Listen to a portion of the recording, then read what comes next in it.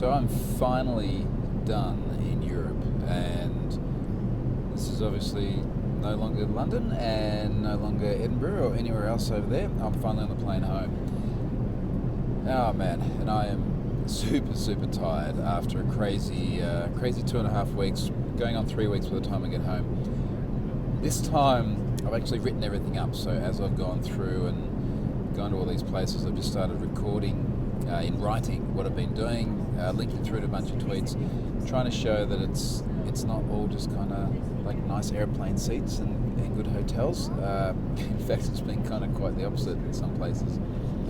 So anyway, I'm writing all that up. I'm going to publish it just after I get home, and I can read through it, and it's freaking massive. It's like 10,000 words or something like that. But anyway, this is now on the plane, and it's Emirates, and Emirates is absolutely awesome, so I'm really happy to be here and going home. A few people have said, how am I recording these? Like, what is this awesome camera that I'm using in order to get shots, like the ones at Tower Bridge in London the other day? And the camera is my iPhone 6 Plus, 6S Plus, and I've got one of these little lapel mics just here, which works pretty well. So yeah, these cameras are kind of awesome for this. And in the first video I mentioned that John Sonmez, a mate of mine who does a lot of these videos, put me onto it, and yeah, that actually works out really well.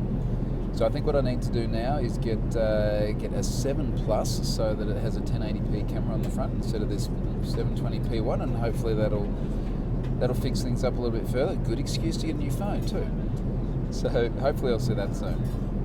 Anyway, in terms of what's been going on this week, so I did an update where I was in London, I was in Tower Bridge, and I was just about to go and jump on a plane to Switzerland. So I went there, got there Saturday, had a day off, the one day off where I had absolutely nothing planned on Sunday, and I walked 25k around Zurich, just went absolutely nuts, just let's walk around, clear the head, and actually had some pretty good ideas about a few things.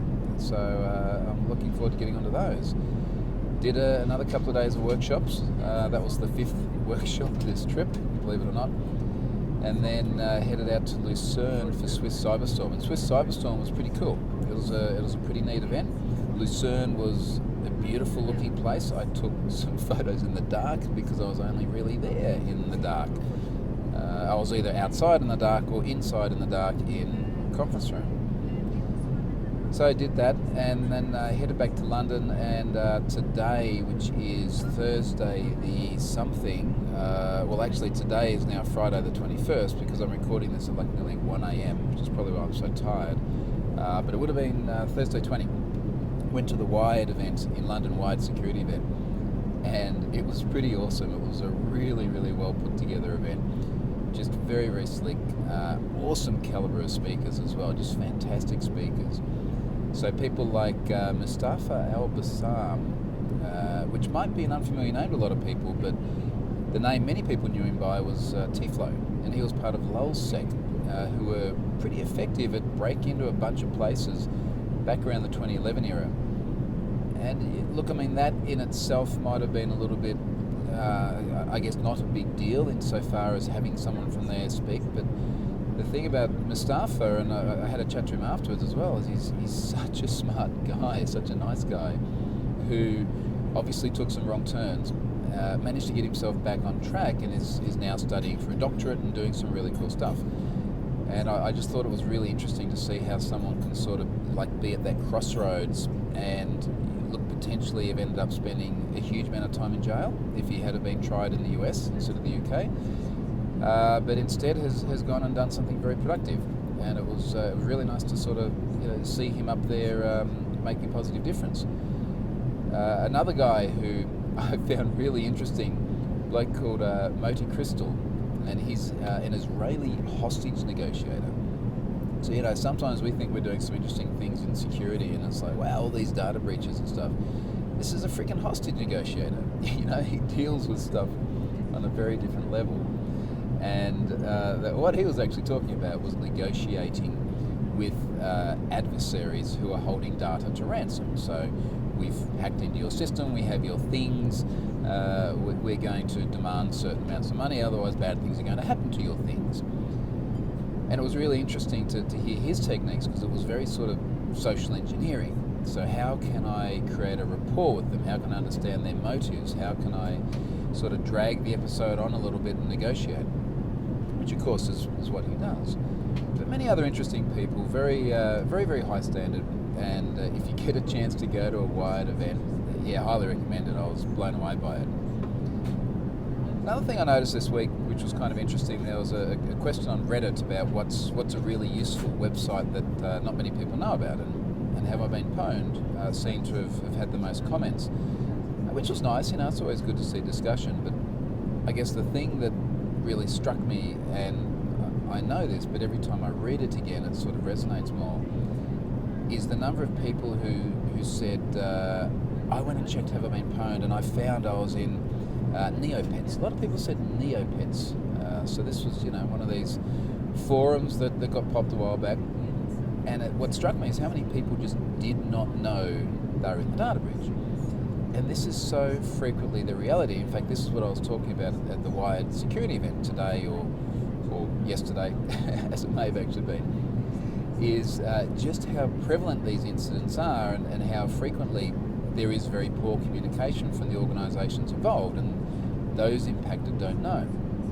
And I think it's just sort of a good thing to keep reminding yourself that if you're watching this, you're probably aware of Have I Been Pwned and what I do, but reminding yourself of how many people out there have been exposed in places that they just have no idea about.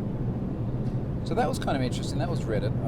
I did get a blog post out this week, which I actually wrote many months ago, and if I'm completely honest, I can't remember exactly what I wrote it about, or at least who I wrote it about. And this was a blog post on how I handle abuse. And it actually got a lot of traction. It really seemed to resonate with people. A lot of people interested in it. Flight attendant. And what was interesting about it is that I guess people were on the one hand kind of surprised that I would get what could be considered abuse. And on the other hand, they're also sort of very supportive, to keep on doing what you're doing, don't let people get you down, yada yada, which was effectively what I was saying in the post. But it's worthwhile having a read just to sort of think about how you deal with it when you get nasty messages. And I didn't put it in the post, but I've got part of one of these messages I got here some time ago, probably more than a year ago actually. And I thought I'd read it because it's kind of... Normally I read this whilst having a drink with friends. And you're like, we can fabricate that. We can try and emulate the conditions. But let me read this out to you, and I've censored some words, and you'll get a sense why. I do want to be able to keep this like something. I want it to be a G-rated channel, but I want to be able to talk about stuff without it getting flagged. So I've censored a few words with some animal noises. Now, let me read it to you. It's only a few sentences. So this is from someone called Troy McBarbles.